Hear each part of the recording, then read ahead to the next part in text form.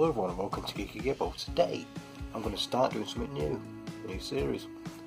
Reviews on Legion, Matter of Fact. I was waiting for a programme to come along that is worth reviewing, and here it is. Legion is one of my favourites. We start with Legion Series 2, Episode 1, Identity Crisis. Let's do this. I'll give it a go at least.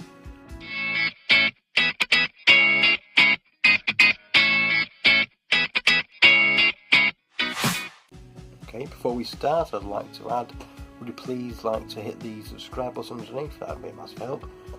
And also, if you haven't seen the episode yet, it's going to be spoilers. Okay, what is Legion supposed to be? Is it supposed to be a horror, a thriller, a love story, or an action film comic book? This is one of the reasons, this is far from negative, this is one of the reasons why I love this show. Because it comes from every aspect, it has everything you could possibly want in a TV show. As well as being erratic, confusing at times, very confusing at times, but it keeps you asking questions, keeps you involved, keeps you engaged with the programme. Again, this is one of the reasons I love the programme. For me, this is the reason why the show has so much potential. It's so random, so erratic. There's so much stuff going on, it has so much potential. It's like Doctor Who. It asks you questions, it makes you think.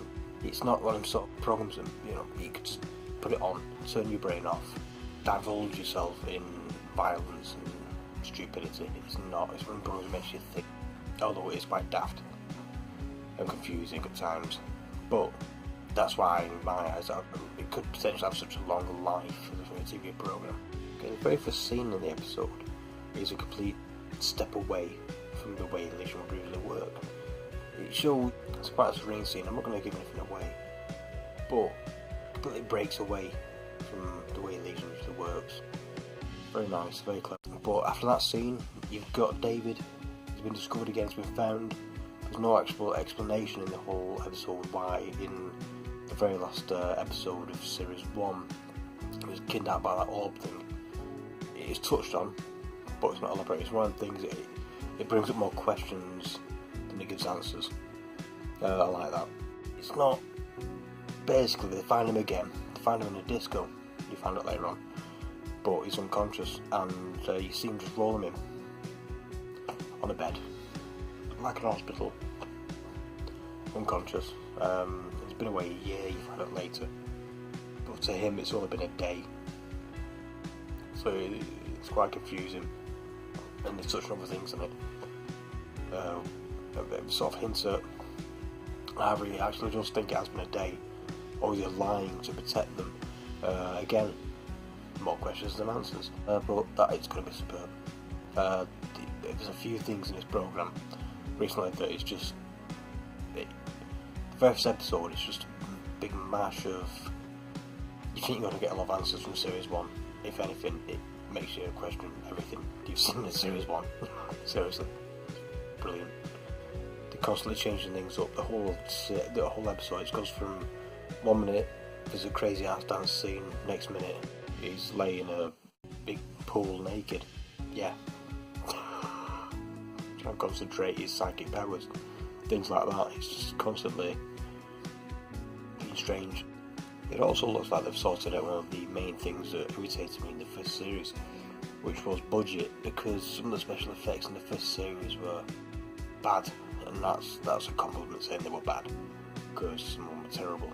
It was an awesome story, awesome acting, brilliantly scripted, badly done special effects wise, and you could tell they were on a budget, because some of the special effects were bad. It looked like there was something from a 1980s kids film, but they've addressed that from the look of it, because this looks 10 times better than the original series. Everyone looks on episode 1, but it's a vast improvement. In the programme, a lot has changed since David has been away. Everyone at Summerland has found out, since years gone by, has joined Division 3. They're all working together now to try and find the Shadow King. The main reason for that is because they don't find Legion or David a threat anymore. They're sort of using him as a tool when he comes back to try and find or hunt down the Shadow King, which is a bit of a turnaround, to be honest, from Series 1. But it works. The characters in it bounce off each other really well. In general, the whole aesthetic of the programme has changed. It seems darker. In some respects, I don't think it could do that.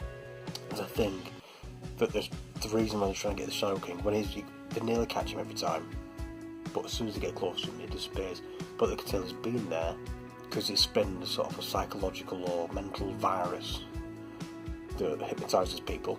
They sort of freeze them on spot, and the teeth chammer constantly, just chammer out like that, and you just carry on doing it and doing it and doing it, and it's creepy as anything. There's scenes in the episode where they're just like on rooms and rooms full of these people, darkened rooms, all stood in one spot there, eyes wide open, not even blinking, teeth coming. It's adds another level of creepiness you won't believe in the programme. It's just another dimension completely, but it is awesome in the same breath. I really like. This episode adds a new character. I'm sure there's going to be more new characters come, because you've got to look at things in Spanish, I don't believe. But a new character is very interesting, very disturbing actually in some respect. Admiral, you never know, Admiral Fukuyama. I know it sounds rude, but Fukuyama, right? Basically, it's the leader of Division 3. Stands there, oriental clothing, big basket on his head, you can't see his face. Communicates, he doesn't talk, he just stands there or sits there. And he's got three, don't know how to describe them, 3 women with moustaches and basin cuts that talk for him mentally. I don't know how he communicates with them. Mentally, and they have sort of robotic voices. It's very odd, but cool at the same time. Now that is the whole thing. We're just stepping it up. Cover the comic books to a certain degree. I don't remember the comic books, I've never read the comic books in my life, but I'm a fan of the show. But if that's in the comic books, it's in the comic books, but it is an awesome idea. And as always in Legion, there's loads of brilliantly acted visual scenes that are just mind-blowing. There's one that sticks out for me. It's almost like, I like the way they do it in Legion. There's not necessarily loads of violence in it, but they get around things. There's a scene in it, it's just after halfway through. There's a flashback scene where Legion, David, takes on the Shadow King at a disco, but it's not a battle, it's not a hand fisticuffs, they don't punch each other or use psychic powers against each other. It's a dance-off scene, and it's in black and white, and it's completely inspired. It's brilliant. I didn't realise his actors could dance so well. We're sort of dancing, having a dance-off towards each other, and have a bunch of dancers around him as well. It's choreographed brilliantly, and it's so entertaining.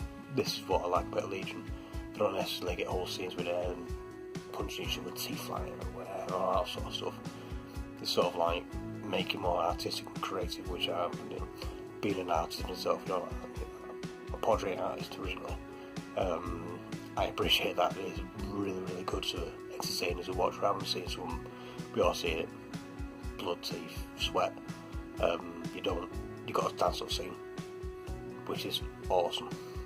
One other thing has made me really think that they've stepped up this season. They've got 2 narrated scenes in it, sort of thought-provoking moments in it. At the very beginning, Cameron's voiced by, I wrote it down, I can't remember his name, but it's got a brilliant voice. But it's narrated scenes where the first one, when the episode first starts, is going on about, imagine you're in a desert, you get to a maze, thousands of miles away from anywhere. It's 100 miles long and 1,000 miles wide. You're trying to find your way through it. All that's going on. He says after a while you forget about the desert and how he sees the maze. This is the perfect description of insanity. It is awesome. Drags you in, brings you in. The second one is just after that dance scene I mentioned a minute ago, where he's going on about delusion rather than insanity.